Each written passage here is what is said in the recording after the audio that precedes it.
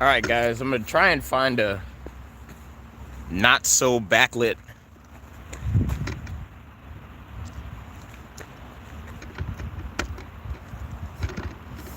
okay, it's gonna have to be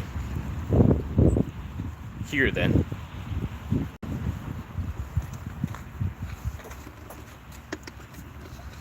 For you guys at least. I'll go ahead and set my bag down right there too.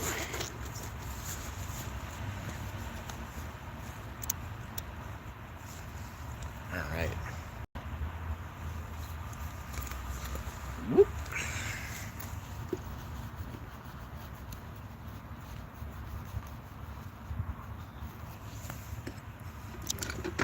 Hello. Welcome to the stream. This is just going to be a quick and short one. We were live streaming early this morning and got 25A, 28R, and Amtrak 19. And then it's been about 2.5 hours. Now we're about to get 27A, and it's going to be another couple hours before we get anything else. So I'm just going to be live for this train, and then I'll cut it again and join you guys once all the afternoon traffic starts rolling through. It's unfortunate, but that's just Mondays for you. Yep, here they come.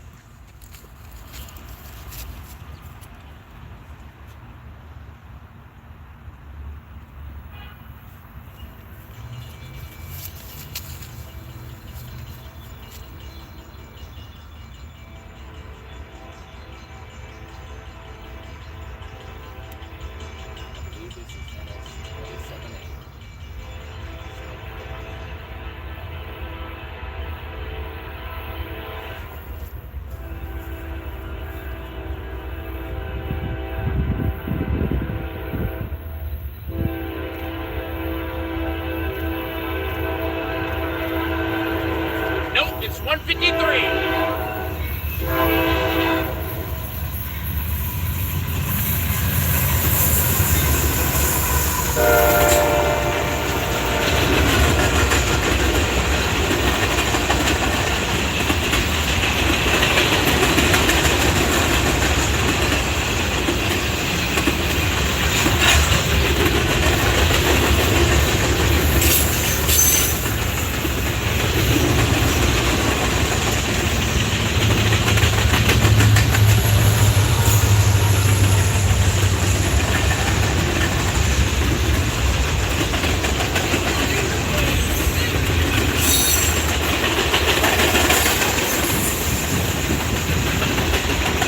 Turns out this is actually 153.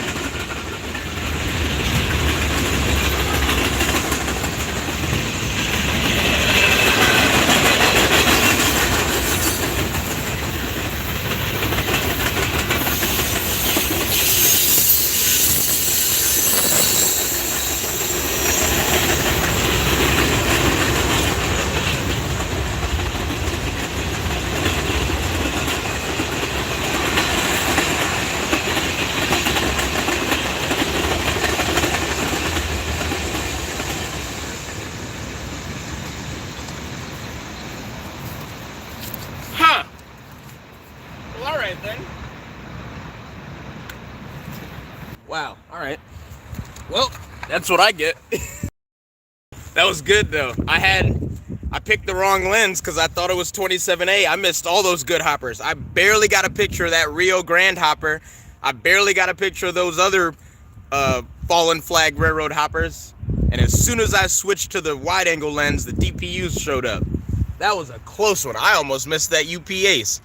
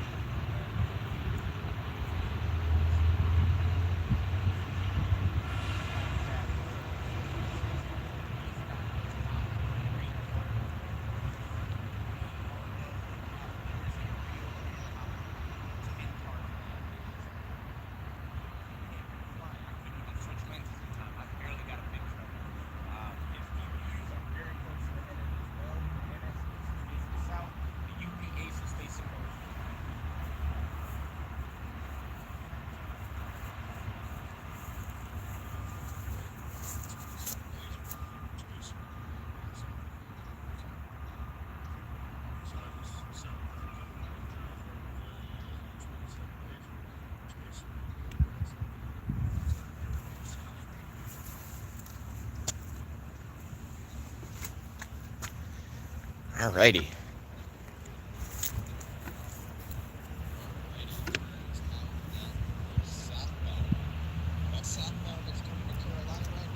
No, that UP-Ace probably isn't going to lead 154. So the thing with 154 and 153, what goes up comes down, but what goes down doesn't always come back up. 154's power comes out of Birmingham, goes to Linwood. That power, 9 times out of 10, will come right back down on 153, and then 154 will get a new set of engines for the next run. It's very rare for that power on manifest, at least. It's very rare for that power to keep going back and forth.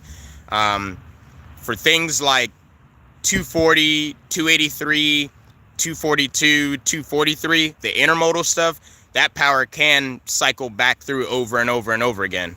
I don't know what the difference is between intermodals and manifests as far as that, but intermodals are more likely to have the power cycle back and forth multiple times. Manifests, it's very rare for that to be seen. 153's power is usually very different from the next run of 154.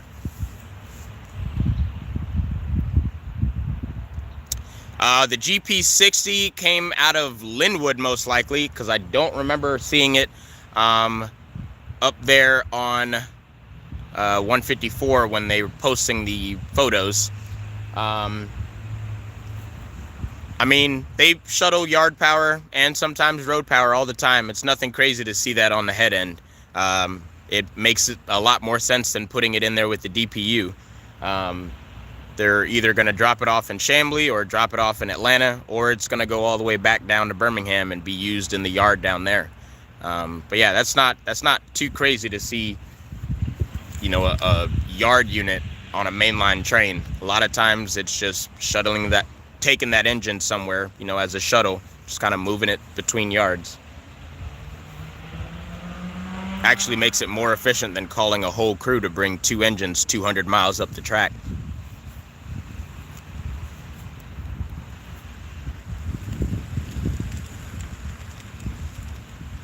Yeah, we get a good amount of GP60s through here.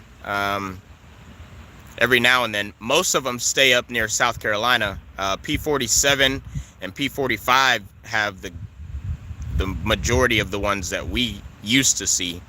The rest of them are all over the place, really. I think for a while P11 and P12 had a GP60 on one of their sets.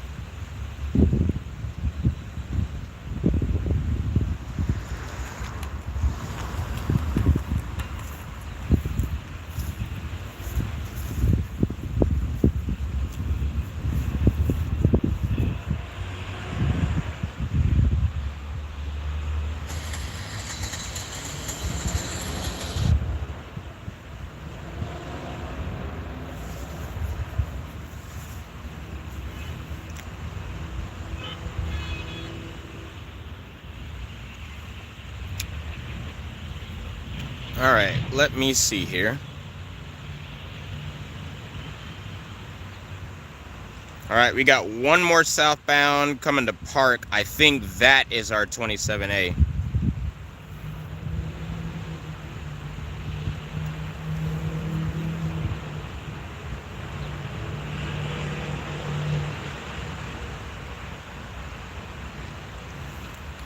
All right, Amon Hendricks wants to see the difference between 120 frames a second. Oh, you guys can't see that. Interesting. All right, hold on. Let me get you guys to somewhere in the shade where you can see it. And we're walking. Like those celebritaires. They go, and we're walking.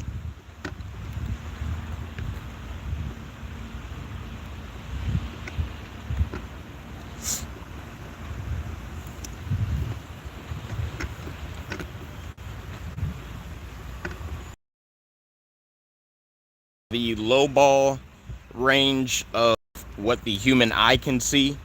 The human eye can see anywhere between 60 and 120 frames a second, although there are some cases where people have been able to see things up to 240 frames a second just with their eye, and they've run a couple tests to prove that. But the average range of human sight is 60 to 120 frames a second.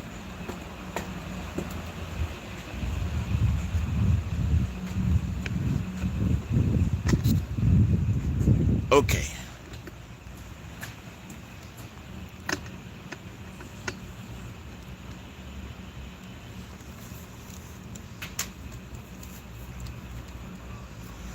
All right. So let's see here. Let me get a brighter image there. There we go. Okay. So this is 120 frames a second. This is 120 frames a second. Just do a quick walk around.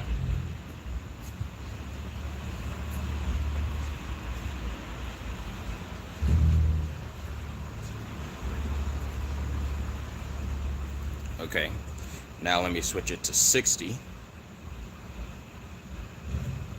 This is 60 frames a second. This is a little bit more smooth. It's very small difference. Very small difference between 60 and 120. You don't notice it until you do fast movements.